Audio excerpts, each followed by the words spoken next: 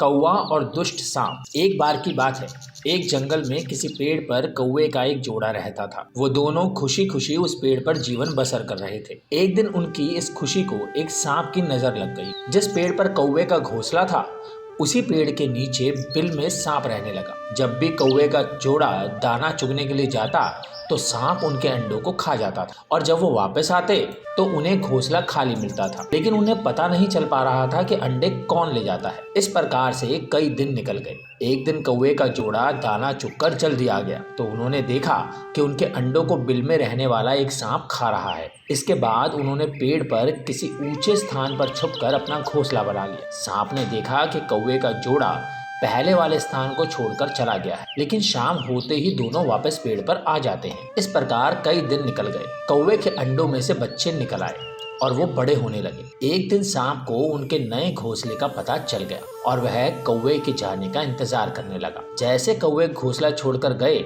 सांप उनके घोंसलों की ओर बढ़ने लगा, लेकिन किसी कारण से कौवे का जोड़ा वापस पेड़ पर ही लौटने लगा। उन्होंने दूर से ही सांप को उनके घोंसलों की ओर जाता देख लिया और जल्दी से वहां पहुंचकर अपने बच्चों को पेड़ की ओट में छुपा दिया।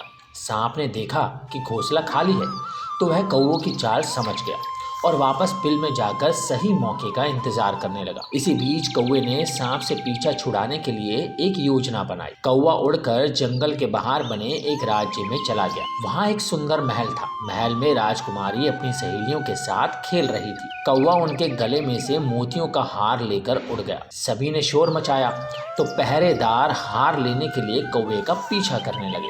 कौवे ने जंगल में पहुंचकर हार को सांप के बिल में डाल दिया, जिसे पीछा कर रहे सैनिकों ने देख लिया। जैसे ही सैनिकों ने हार निकालने के लिए बिल में हाथ डाला तो सांप फुंकारता हुआ बाहर निकला। सांप को देखकर सैनिकों ने तलवार से उस पर हमला किया, जिससे सांप घायल हो गया और अपनी जान बचाकर वहां से भाग गया। सांप के जाने के बाद कौवा अपने परिवार के साथ खुशी खुशी वहां पर रहने लगा। तो दोस्तों, कैसी लगी ये कहानी?